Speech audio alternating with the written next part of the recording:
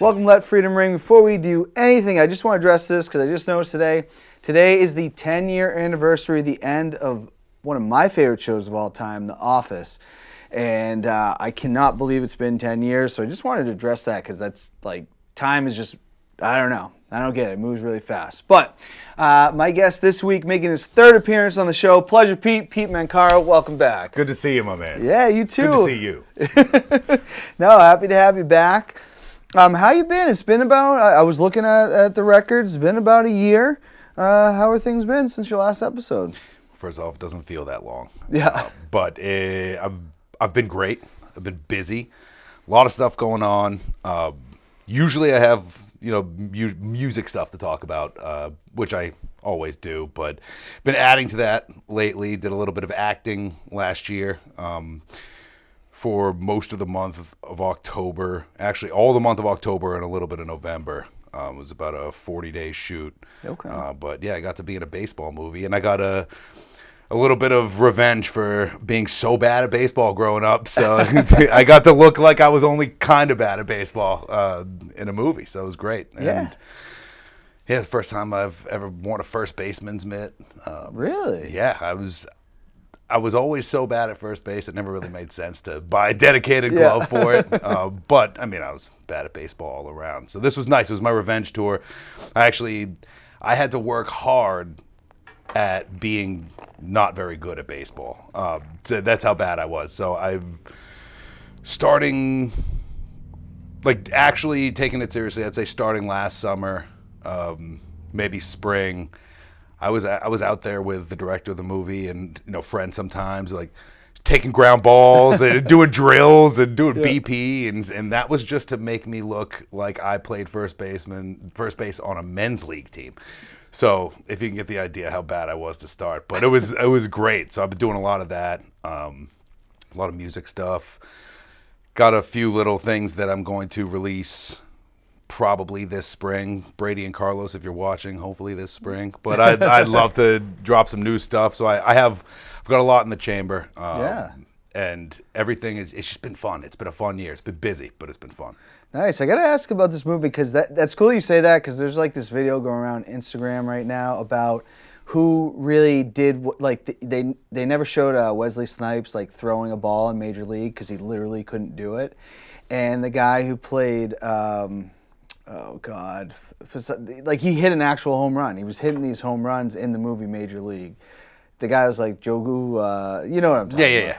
But anyways, they're breaking it down. It's kind of interesting that you had to do that. How did you end up? Like, how did this happen? How'd you? It's like almost everything in my life. It happened because of some connection to Nashua, New Hampshire. But yeah, if you could, to that point about Major League, Wesley Snipes never throwing a ball. Yeah. If you could imagine, I wasn't even nearly the worst. Like there were people that needed more work than I because I'm not an actor, and so there were a lot of people who acting is their trade. This is what they do by profession, and they didn't have the luxury of saying, "Hey, let's go to North Common and take some ground balls." They're acting in other movies and other TV shows and stuff like that. So that was the fun part. How I got into it is this movie. This movie was written years ago. 2 out of 3 of the writers are Nashua kids originally, until they, got big dreams and moved out to L.A. and did that whole thing. Yes, but in a very good way. Yeah. So it was Mike Bosta, Carson Lund, and Nate Fisher. Mike and Carson were Nashua kids, Mount Pleasant kids. Though the age difference was such that I never did it with them. We were both in like a drama and like improv type program called OM when we were. Oh, Odyssey of the Mind? Yes. Yeah. So they were OM kids. So Yeah. if you know OM kids. Yep. And so they went on to do very OM kid things, and that ended in making movies. So they'd done a movie or worked on a movie a couple of years ago that got some good buzz, and they thought, well, now's a good time to try and get our baseball movie made. Carson particularly was a baseball player growing up, still plays baseball, was really good at baseball. He was like him and his dad were like my coaches during on set. Like, hey, you wouldn't do it that way. All right, let's go take 5 minutes in the batting cage. And so this was a passion project for him, but it was also just an incredible movie. It looks beautiful, and this is tough for me because I have no frame of reference. I'm not a cinephile, and I don't. People that are really into movies watch movies with me, and it's bad for them because I don't have the nuanced opinion about it. I'm like, oh, that looks tight, or oh, I didn't like that, and there's not much in between. But what I can say is that this doesn't look like anything I've ever seen. It's just beautiful, and it's the story of two men's leagues teams that are playing their last game because the field that they've been playing on for years is being bulldozed to make a school. Oh, okay. So it's a bunch of men's league baseball players mad that they're building a school because they're taking away their field, and the whole movie takes place over 9 innings of baseball, and so it's this really. Oh, it's just the game. Correct. Okay. But obviously with a lot in there, but it was. Okay. I could say with confidence, one of the best experiences of my entire life. It was incredible, and I used to think that. Music was my biggest passion. And then I did this, and it was like falling in love with a girl at first sight and being in love with her forever, and then meeting her friend and also falling in love with her, but for different reasons. Yeah. So it's crazy. It just, people say, oh, I was bitten by the bug, and it sounds so corny and it's hack, but I kind of was. Like, I would love to do this again. For the moment, I'll take a breath and wait till the movie comes out and watch it. But it was incredible. I mean, I got to warm up Bill the Spaceman Lee. Oh, really? Which is... He comes down to Nashville quite a bit, right? For, like, the Silver Knights? No, he does not. Oh, he's usually... I mean, I don't know what he's doing this season, but he was playing on the Savannah Bananas last year. Oh, he's... Okay, am I gonna... He's older, right? Oh, yeah, he's in his 70s. But he has come down to Nashville a couple times. He has. If I'm not remembering wrong. Yeah, it was more... He had told me some stories about coming down for the Pride.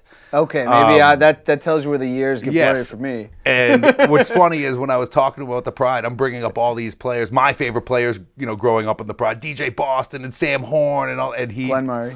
Well, we'll get to that. But all he wanted to talk about was Curtis Pride. Do you remember Curtis Pride? Oh, and yeah. That was the only player he wanted to talk about, and we had a long conversation about how cool Curtis Pride was. Yeah. But yeah, Bill Lee was.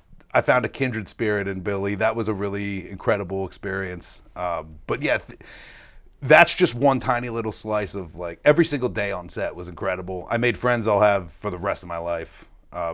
Most of the cast, we were staying all in this one place, this old camping lodge in the middle of nowhere, right over the border in Rhode Island, in the woods. And it was awesome. I mean, there's like Fisher cats screaming, deers walking up to the door. It was awesome.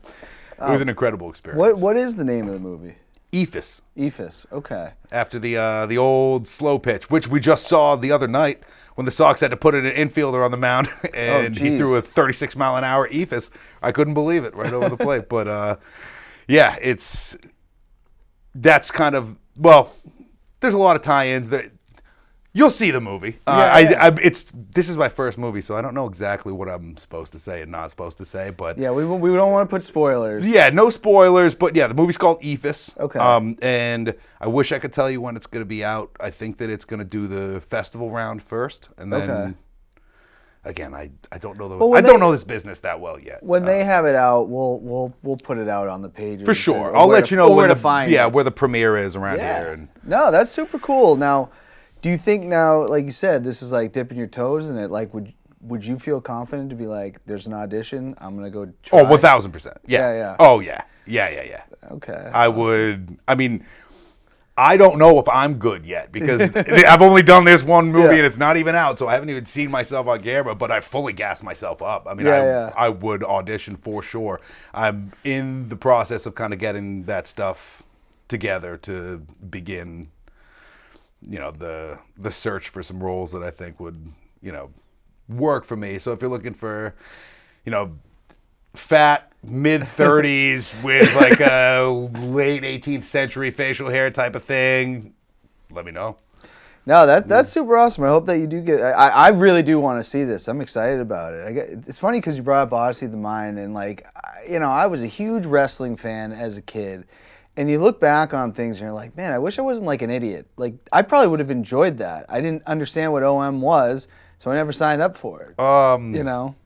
Yeah, probably. You probably would have. Yeah.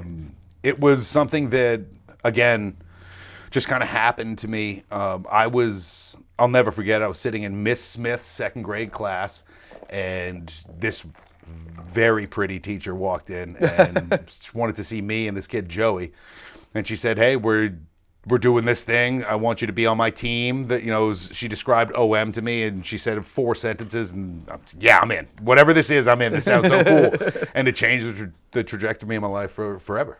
No, that's awesome. I just have one other question because you've shot a lot of music videos over the years. You've had a little acting, like oh my, why am I'm like struggling with things today. The video you did where you're the professor. Big Sensuality. Sensuality. Yes. Sorry, I'm like directed forgetting by stuff the about, very talented Colin Fowler, who's done probably like 70% of my music. His work's awesome. He's great. I love that video. I actually listened to that like 3 times today before I got here. That song, like, I think more people need to know about that because, like, honestly, I don't know who made the beat on that or whatever, but like you're rapping with that. I love that song, I have to say. That was a Dino. Was that a Dino? Yeah, that was that era. And thank you. I wish more people did know about it, but whatever we can do to spread the word. Yeah, no, I mean, it has a good amount, but I'm like, the comments that were on that are another. A lot of people are like, this guy's good. He's really good. There's a lot of positive feedback. It doesn't necessarily always translate into the plays and streams and all that, but it's awesome to see. And at the end of the day, it sounds lame, but it is what it's about. Like I would rather a few people really, really like this than a bunch of people heard it and, didn't like it or didn't respond to it or it didn't affect them enough to. Yeah. Nobody gets it, but I mean, I just think it sounds really good. I just think that there's a lot of and I guess for me, like the music video, there's a level of entertainment there, which leads kind of into my next question: the difference between shooting a movie and a music video. Obviously, you only had a few lines in some of the videos, but like, what's the major difference between the two? There's almost no translation. There's almost no crossover. I thought there would be. Yeah. And when I showed up on set day one, that's kind of what I was thinking. I had I didn't realize how big of a production this was. I knew that it was a couple people I knew. We had done some reads on, Zoom, and we'd done a couple little like audition things, but I didn't realize that it's just such a different beast. With a movie, and specifically a movie like this, where like sports movie, there's so many moving pieces that while with a music video, it's like, all right, we have this concept and it's kind of loose. There might be specific scenes that are storyboarded out or something that you want to make sure that we get to a T. But for the most part, it's kind of loose. Even if you have acting or something written out, if you have some dialogue, if you've gone that far, which most people don't these days, which I'm glad that you appreciate it because I always do. Yeah. Nothing worse than a music video of someone just sitting there rapping in front of a camera and like that sucks. But even if you have all that going, even if you have multiple people and multiple cameras and real lighting and all that, it's just not. You're filming a performance of generally one person or a few people, but everything's kind of focused. With a movie, it's the exact opposite. So I'm filming a scene, and I'm not going to give anything away here. This is all hypothetical. So let's say I'm filming a scene where I hit a huge grand slam and we win the game. You've got the angle of me at home plate. You might want another angle from the side, close up. You're also going to want the reactions of the first baseman and the second baseman and the third baseman. You're going to want to get a shot of that, outfielder trying to make a play on it, thinking they might be able to get it before it goes over the wall. You're going to want people in the bleachers' reactions. So you were doing all of that for this one particular moment, but what I just described might be 12 hours of shooting. Yeah. So now you have to schedule that across multiple days so that you can get the same sunlight in the same place. You can get the same everything in the backgrounds. And then all of a sudden, a plane goes by. Cut. Church bells start ringing. Cut. Some guy fires up a chainsaw 2 yards away. Cut. And it's the entire time, and there's just so much more. It's bigger, it's more, but it's also this sounds weird, but when I'm shooting a music video, it's my vision, it's my dream, it's mine, it's me. Even if it's a collaborative effort, like in my heart, it's me, this is mine. If something goes wrong, I'm disappointing me, I'm screwing over myself. I'm on a movie set. There's like a million people. You know, if you go up there and you flub your lines, you go up there and you're not completely aware of the scene, and you kind of, you know, blow a reaction to something. You're in the background of a scene and it's not even your scene, and you forget to keep doing what you're doing and act busy, and and then you ruin the whole take.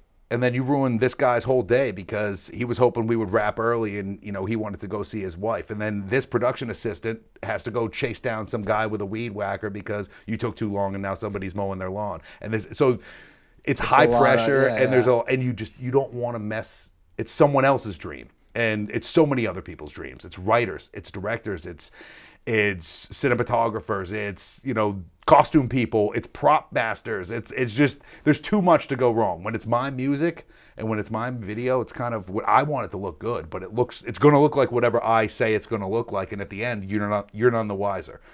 It's very different. I'd imagine it's the same even if you wrote and directed the movie and funded it, the whole thing, because there's still so many people involved. It's a big lot process. of moving. It sounds like a ton. Yeah, there's a lot of moving pieces, and I think that's cool that you did that though, because I mean, you know, we've all been watching movies our whole lives, but I don't think a lot of people knows what goes into them. You know, I still don't know 80% of it. Like, I saw a very small piece just because there's so much stuff going on when you're actually acting on this side that you're not witnessing. So, and when it comes to like editing and post-production and all that, just hearing about it makes me want to throw up. I kudos to all those, you know, people that can sit in front of an editing bay for 12 hours at a time, because it makes me want to cut my toes off.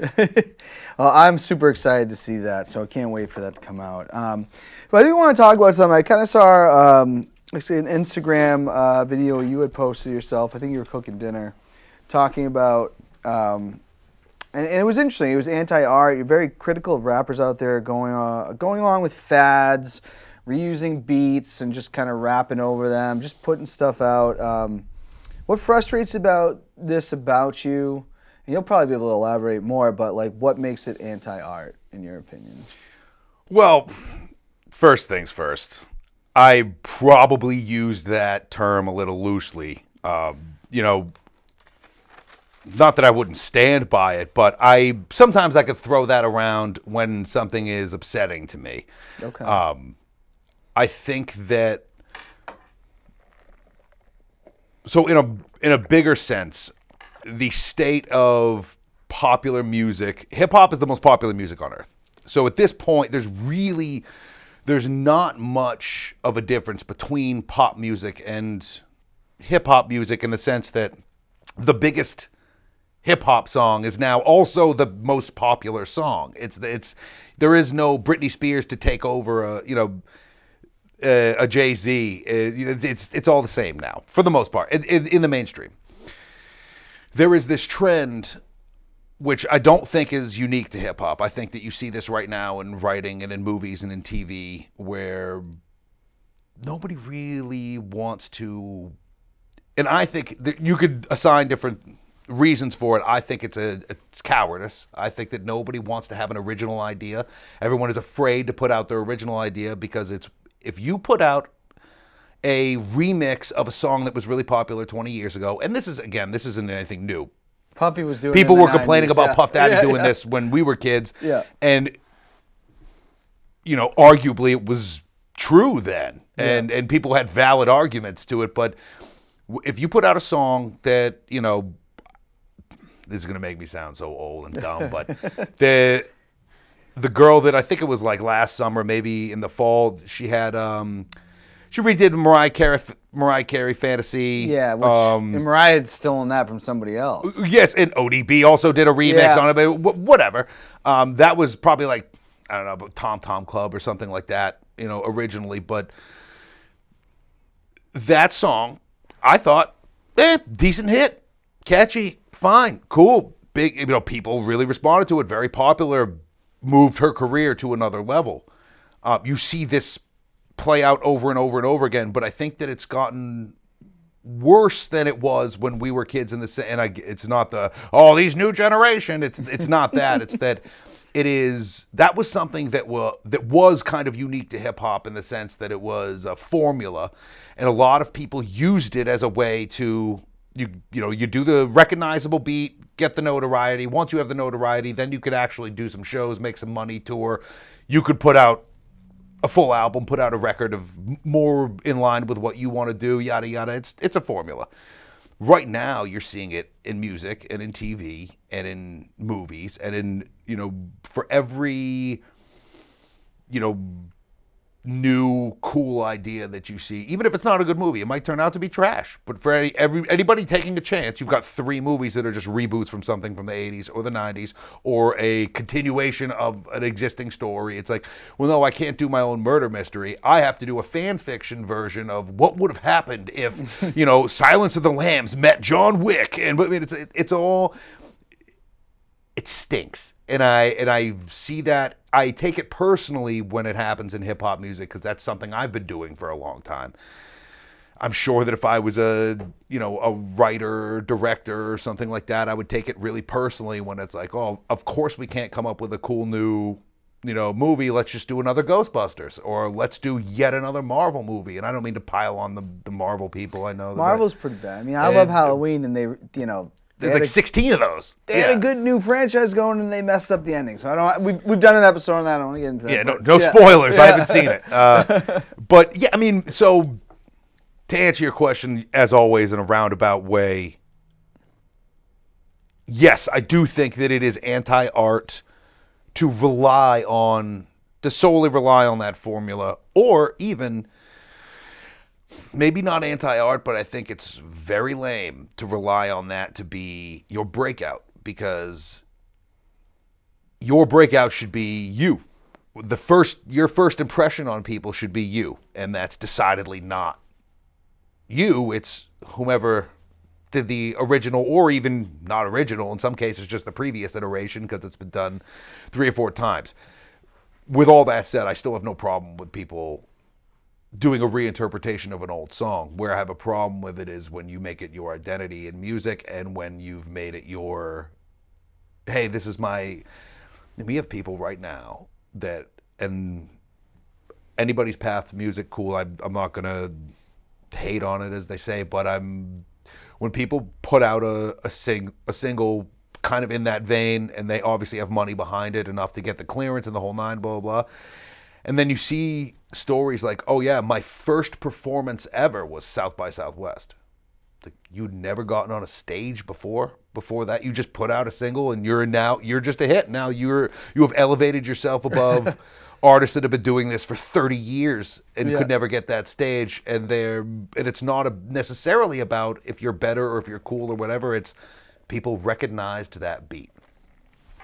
And it is a part of the music. It's part of entertainment. It always has been. What's flashy and cool, at the moment will always get first in line. But yeah, so to defend my position, it is anti-art when it becomes that. But I don't want people to think that I'm wholly against like remixing a song. I'm not. Okay. It's not something I necessarily do, but I'm not against it. Because like I've noticed things, because music is weird. Because like I did hear a song the other day where it was like dun dun dun dun dun dun dun dun, and I go, that's the Blue song when we were in middle school. Remember that? Blue doo da ba dee. Oh yeah, I hate There's that now song. a song on the radio that's like I'm something. And I go, and I'm driving my car and it smacks me in the face. I go, I've heard that before. Where the hell did I hear that before?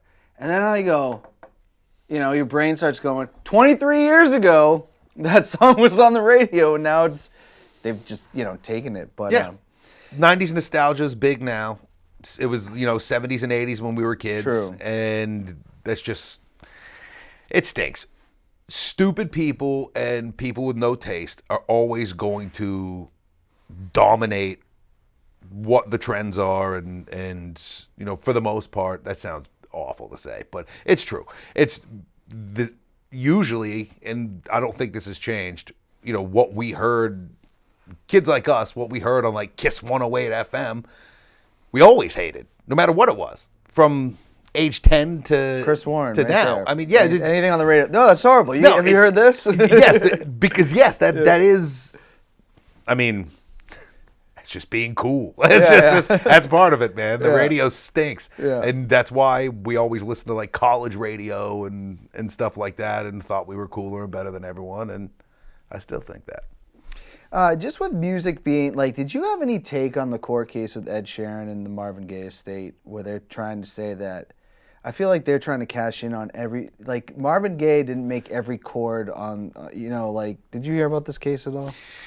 Vaguely familiar with it. I'm assuming it was a sample clearance thing where they claimed he was using a portion of the song, and a lot of songs. I don't know much about music. Like I just listen to it, right?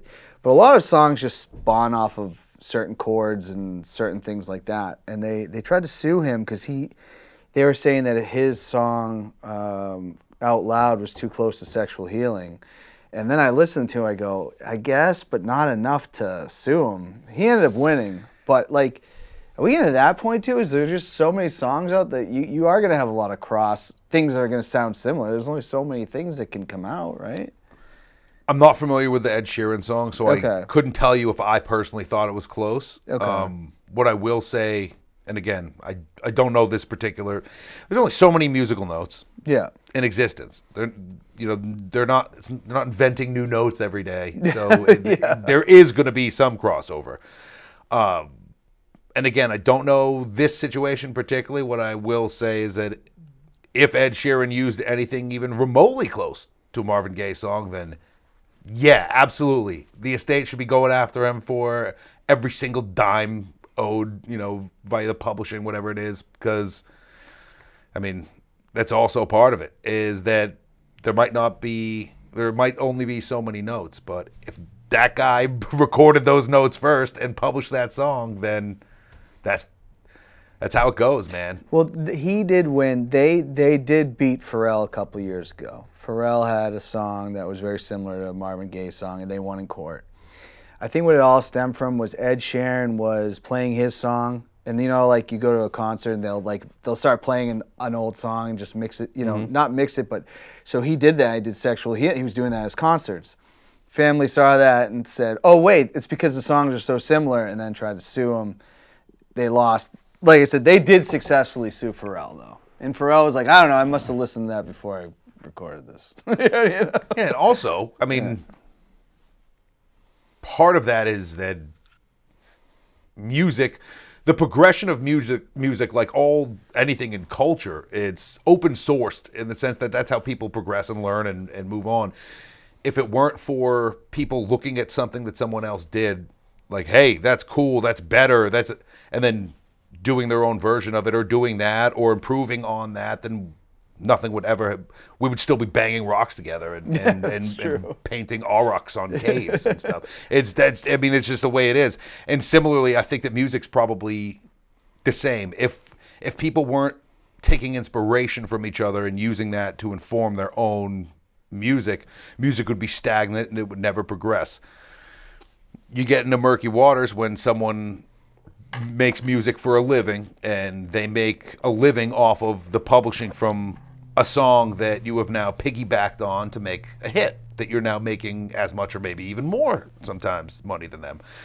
So in that case, let the lawyers deal with it, and what happens. I don't know enough about entertainment law to know the details of it, but ultimately sampling's a part of music, specifically hip hop. It's always been there, and people move away from it now, and it's considered taboo with some producers to even use samples, but I think that's lame. If you're not going to publish it, or if you're not going to try and make money off it, do whatever you want. If you are going to make money off it, well, that's why you have lawyers to go make sure that you're in the clear, and if you're not, well, you make hundreds of millions of dollars, so pay Marvin Gaye's estate, man. Pay him off. No, it's a good answer. I like that. Where do you see the state of music in 2023? Not just I guess everything in general. We've talked about this with you on the show before. Like, just the ways of consuming music now is different. But How do you see music right now? I'm the worst person to ask this because Well, for entertainment value, yeah, it's probably the best.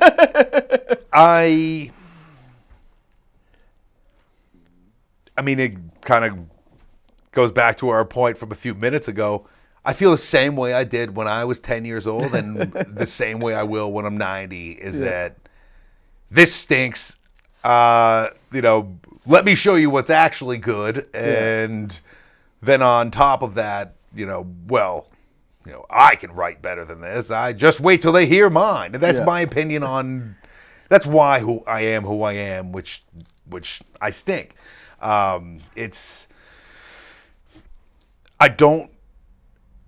know that there are definitely different trends in music right now than there have been. Some of them do, like we talked about, concern me or upset me, but I don't know that the state of music is any different than it ever has been, at least during my life. I think that I've always had, a severe disdain for radio pop, whether that be, Jammin' 94.5 or Kiss 108 or everything in between, pretty much. I've always, you said it earlier, our friend Chris. I was raised in the Chris school of, how to feel about things, which means that those books stink. I'll show you what books are good. You're not watching the right movies. Everything on the radio is awful. There's only two things on the radio worth listening to. That's a Sox game and call it in like WERS before they killed 88.9 at night. Yeah. And I've not really moved on. I'd say I've softened a little bit because since having kids, I have to go to Chunky's and watch the Lorax, stuff like that. And I have to, be cool with it because you can't infect the next generation with your dumb brain. That's actually should be the mission of all people, whether you have kids or not. Don't infect the next generation with your dumb brain. Let them develop that horrible attitude and that kind of cynicism on their own, and let them develop that through the way that you raise them and how you expose them to these things. But you don't want to let it rub off on them because right now my son thinks the animation in the old G.I. Joe cartoons is awesome. Really? Okay. He's 2 years old. I'm sure that'll change at some point in time. And then 30 years from now, we'll be having a drink laughing about, remember how bad those old G.I. Joe cartoons? But let them figure it out. I'm a curmudgeon when it comes to most of this stuff. So it always all stinks to me. And that's why I say I'm the wrong person, because I think that there's somebody else that could probably give you a more accurate, like if you asked our friend Brady or something about it, he'd give you a real nuanced and detailed. For me, it's just like, phooey. It all stinks. The critic, right? Yes, it stinks. That's good. Yeah. I get to ask this though: is there, saying that, and that you are so picky with music, is there something out there that people would be surprised that you like? Yeah. Oh, like the guilty pleasure list? Like something that you'd be like, yeah, that's no way Pete listens to that, but he, maybe something that you do like.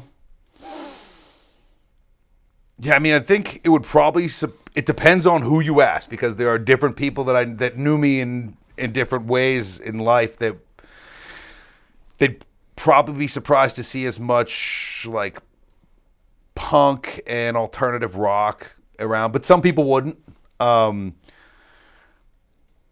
There may or may not be a little Ace of Base floating around some playlists. But yeah, I mean, I'd say the stuff that people would be surprised that I like the most would be just like guilty pleasure, like, oh, this is nostalgic for me, like Ace of Base or something like that. They're like, oh, I remember this on the radio when I was a kid. Yeah.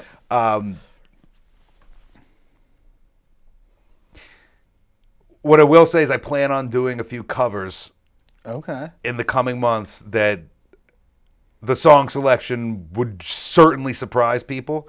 I was about to say something, but I don't want to give it away. Okay. So I want there to be a surprise. But yeah, crappy 90s pop occasionally. When I say, like, I'm not one of those people that pretends like, oh, I love the Backstreet Boys. Like, that's weird. Don't do that. That I want it that way though. I think everybody likes that one. No. See, I think the same type of people that all of a sudden in like 2004 to 2006 pretended that they liked Journey and would like scream it at parties. They're the same type of people that... the Journey thing got annoying because every karaoke bar someone had to do "Don't Stop Believing" no matter. I had to work what. at one. That drove. I was like, can we have one night where nobody does it? Just nobody. No, you can't. You know.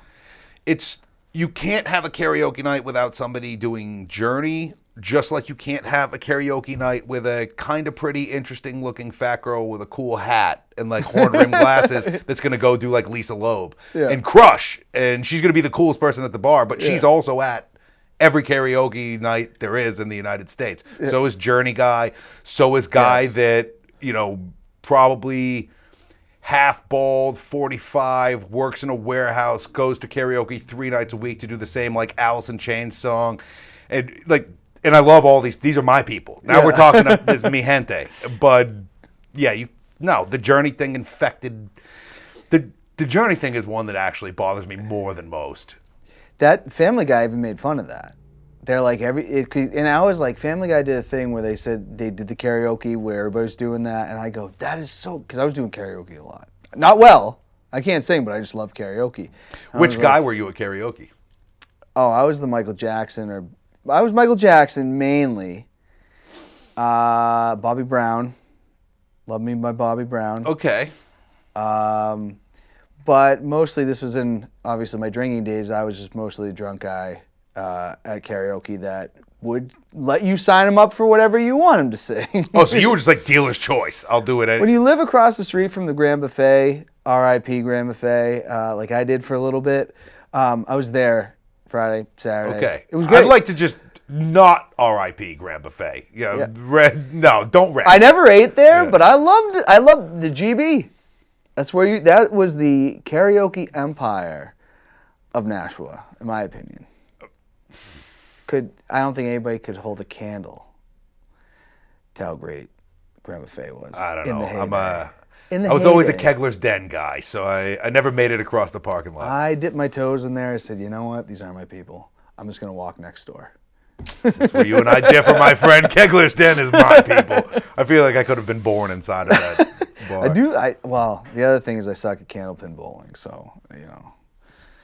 I also suck at everyone sucks at candlepin bowling. I don't think anybody's There's like 4 people in America that are good at candlepin bowling. Well, you know Scott McVick, Corey Walker, friends of yours too. I saw Scott first throw a candlepin bowling ball when we were in high school, and it went like 150 miles an hour. It was the scariest thing I've ever seen in my life. He's nasty, and those were my college roommates. He's good?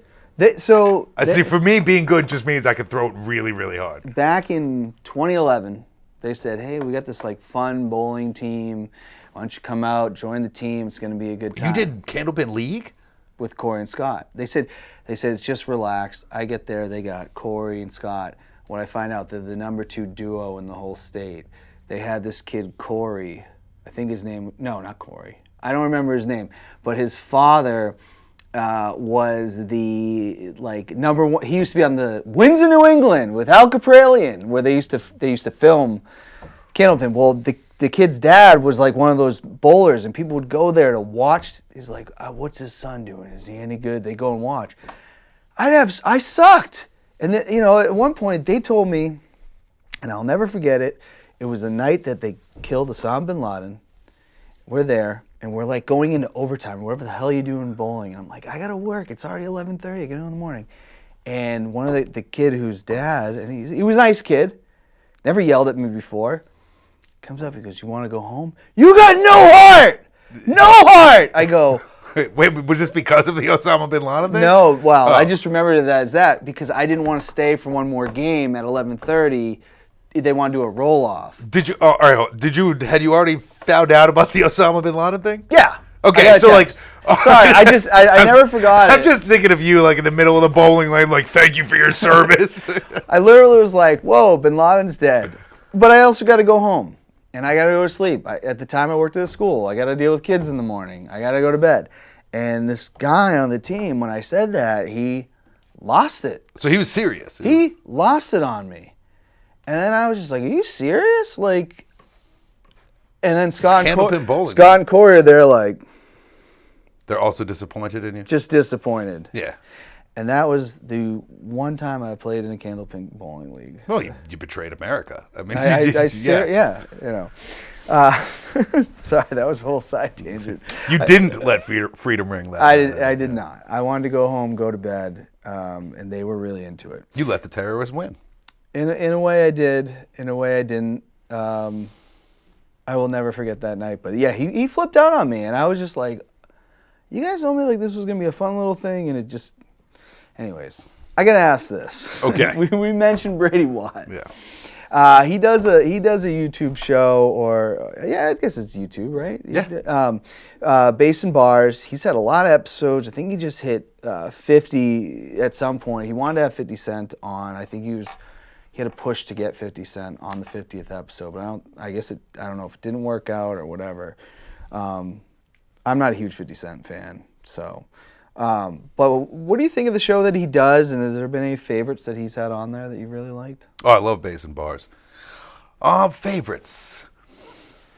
Melanie Fiona, probably the first favorite. She's great, and they have great chemistry. That was a great episode. Smith & Wesson.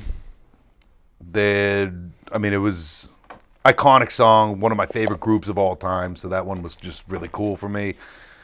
Then probably Evidence. He's another one of my favorites of all time, and that was an early one, so it was kind of in its infancy. I just remember being blown away, seeing like, wait, what is that? I watched it like 4 times. Did you really do this? He had one. Who was the Jewish rapper? Matisyahu? Matisyahu. Yeah. So he put that one out, and I just forgot who this guy was. Forgot I ever heard that song.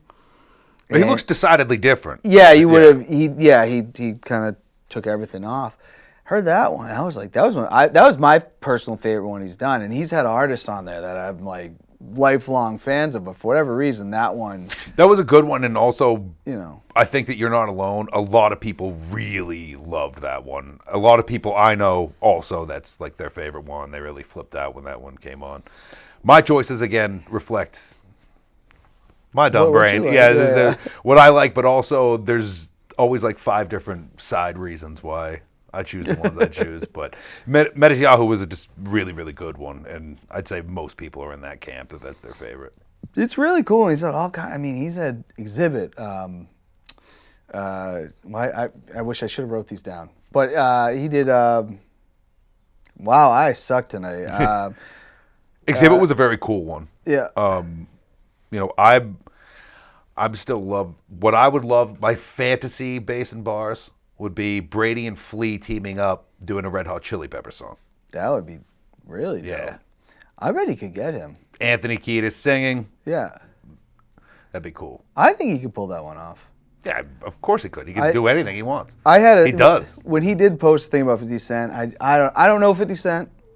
Neither do I. Neither do I. Guy comes off kind of an a-hole from what I've seen in interviews and stuff. Again, it could be an act. I don't know. But he should have done it if he was offered. That's my opinion. I certainly can't speak for the man, nor do I know him or have ever met him. And he'll never see this, obviously. Just in case. Listen, I'm not... Just in case he does. No, sorry. I don't know. I've seen plenty of interviews and stuff like that over the years. Obviously, these guys have been mega famous since we were teenagers, but pardon me.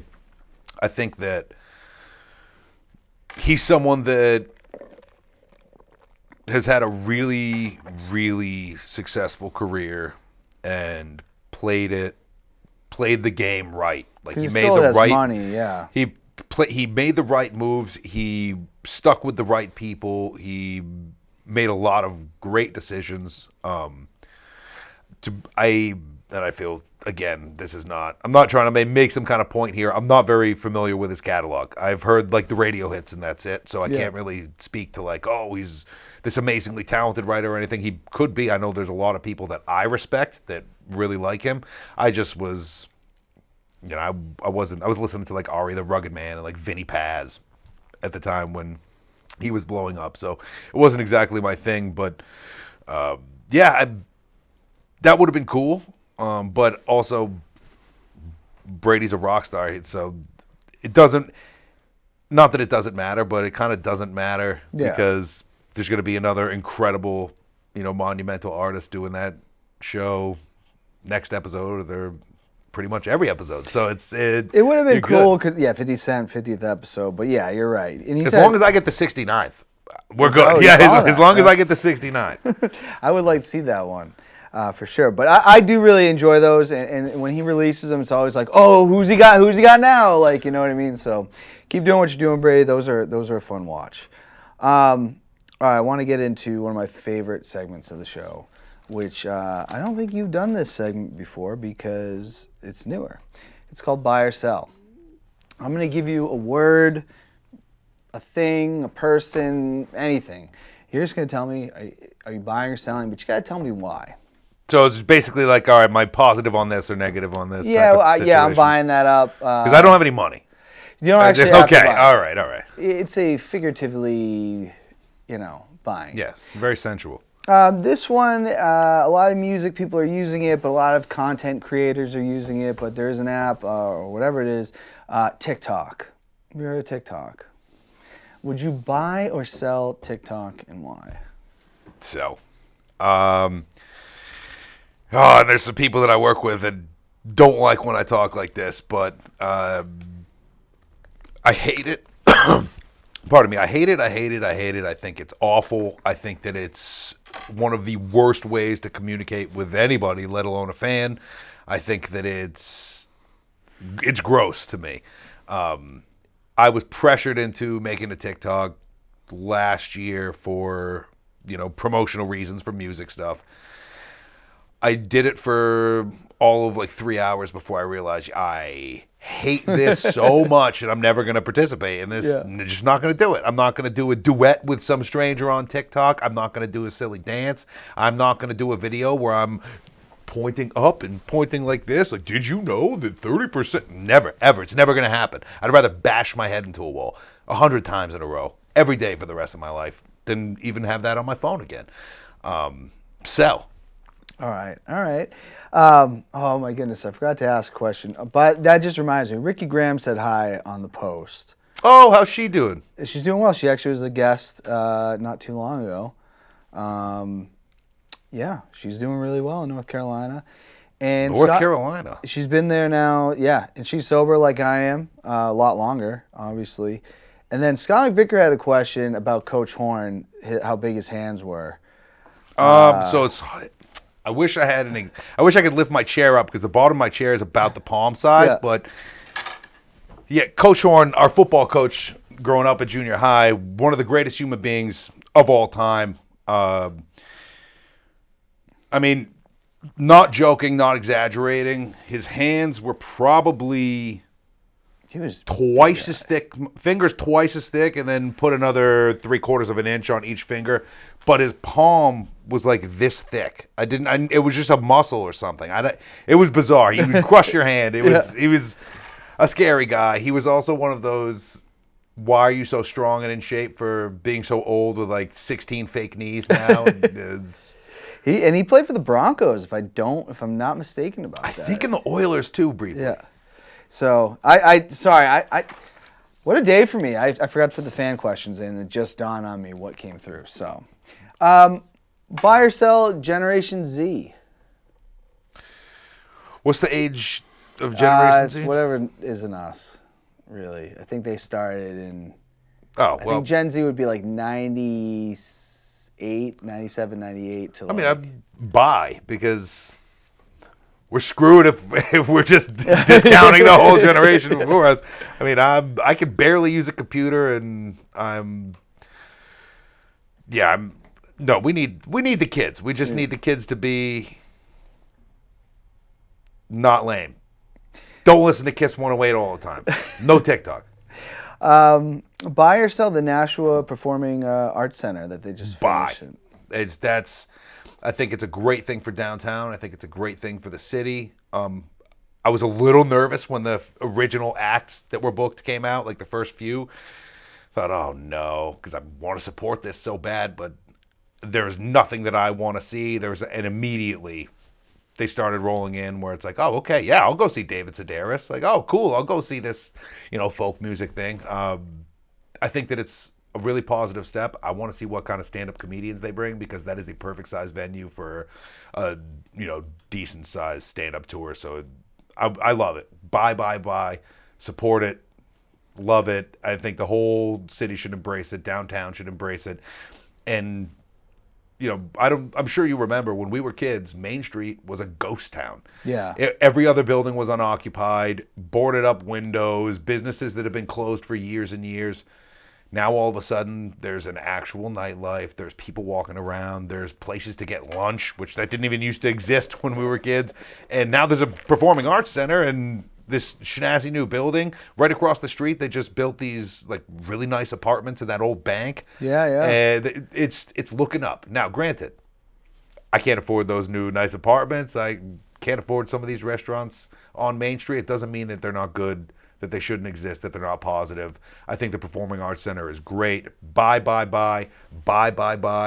Of course, I'm not endorsing any products, but I think that people should go see shows there as much as possible, because it's very important that it's a success, because if it's not, then all the naysayers and all of the people that try and stop progress, in not just Nashua, in places like New Hampshire, are going to have one and say, see, we told you, what a massive waste of money, what a massive waste of time. I don't want to give the same people who say we don't want to bring rail to New Hampshire, the same people who, commuter rail, same people who say, we don't want a bigger state. We don't want more money coming in. We don't want more responsibility. I want to keep it the same way it's always been. Yeah. Those are the people that hate the Arts Center, and those are the people that need to be shown that, no, this is a good thing. This is positive. And not only does this Performing Arts Center make something nice for the community, this puts money in your pocket, because now downtown foot traffic has increased 20%, and your business is, populated more. More people are buying from you, and as a result, now more people are coming to the area for entertainment and spending their dollars in Nashua or in New Hampshire. It's a good thing.